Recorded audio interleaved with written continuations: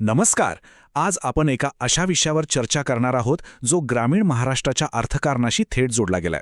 आपण बघणार आहोत मुख्यमंत्री ग्रामीण पशुधन उद्योजकता योजना आणि विशेषतः त्यातली देशी बैलजोडी अनुदान योजना 2026.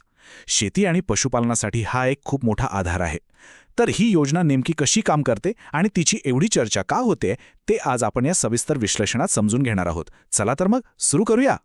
1,26,040 रुपये. होय, बरोबर ऐकलत. हा प्रचंड मोठा आकडा जरा लक्षात ठेवा, कारण देशी बैलजोडी खरेदी करण्यासाठी शासनाकडून मिळणाऱ्या अनुदानाची ही कमाल रक्कम आहे. बघा, एखाद चांगल्या दर्जाची बैलजोडी घ्यायची म्हणजे सर्वसामान्य शेतकऱ्याच्या बजेटच्या बाहेरच जातं काम. तिथे एवढी मोठी सबसिडी मिळणं म्हणजे खरोखरच एक मोठा दिलासा आहे, नाही का? तर आजच्या या सविस्तर चर्चेचे आपण 5 मुख्य भाग केले आहेत. एक म्हणजे योजनेचं नेमकं स्वरूप, दुसरं खर्चाची विभागणी, तिसरं पात्रता आणि प्राधान्यक्रम, चौथं कोणती कागदपत्रे लागतील आणि पाचवा लाभार्थ्यांसाठी असणारे अत्यंत महत्त्वाचे नियम. वळूया आपल्या पहिल्या भागाकडे, योजनेचं स्वरूप, शेती खर्चावरील एक ठोस उपाय. आता हे तर आपल्याला माहितीच आहे की वाढत्या शेती खर्चात रोज ट्रॅक्टर वापरणं प्रत्येकालाच परवडेल असं नाही. अशावेळी देशी बैलजोडी हाच एक खात्रीचा आणि शाश्वत उपाय उरतो. म्हणूनच शासनाने या अनुदानाची रचना खूप विचारपूर्वक आणि समतोल साधणारी ठेवली आहे. सर्वसाधारण प्रवर्गाचा विचार केला तर त्यांना 50% अनुदान मिळतं, जे साधारण 84,075 रुपयांपर्यंत जातं. पण इथे लक्ष देण्यासारखी गोष्ट म्हणजे अनुसूचित जाती आणि जमातीच्या म्हणजेच SC/ST अर्जदारांसाठी हेच अनुदान थेट 75%वर जातं, म्हणजे तब्बल 1,26,040 रुपये. तळागाळातील घटकांना भक्कम आधार देण्यासाठी केलेली ही खरंच एक उत्तम दुहेरी रचना आहे.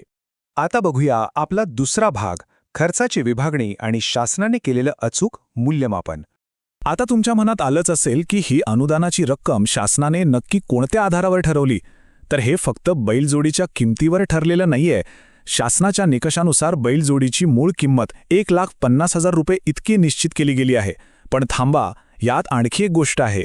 पशुधनाच्या सुरक्षिततेसाठी त्यावर 10.20% अधिक 18% GST असा मिळून 18,056 रुपयांचा विम्याचा खर्च अनिवार्य करण्यात आलाय. म्हणजेच एका बैलजोडीचा एकूण अधिकृत खर्च हा 1,68,056 रुपये धरला जातो. आणि मित्रांनो, याच एकूण रकमेवर तुमच्या अनुदानाचं सगळं गणित अवलंबून असतं. यानंतर आपला तिसरा आणि अत्यंत महत्त्वाचा मुद्दा, पात्रता आणि प्राधान्यक्रम.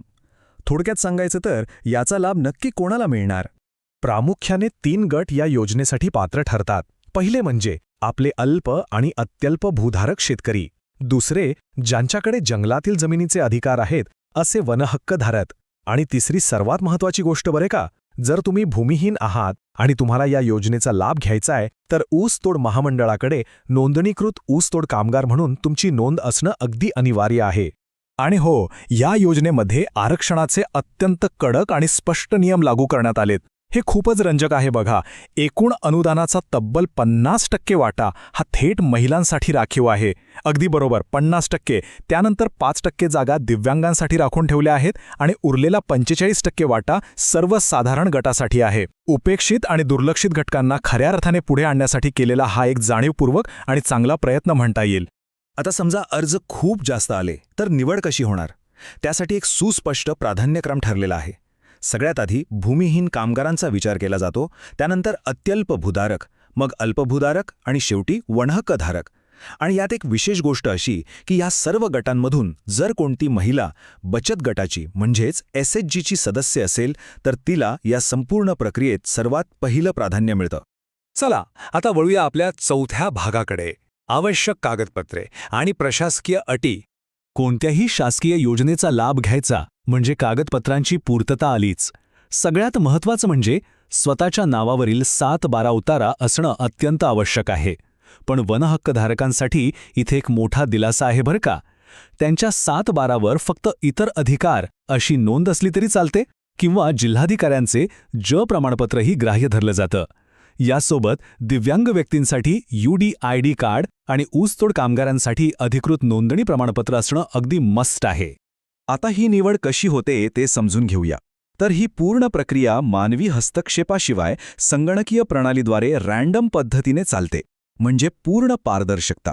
पण समजा निधीअभावी एखाद्या वर्षी काही अर्जदारांची निवड झालीच नाही, तर काळजी करण्याचं काहीच कारण नाही.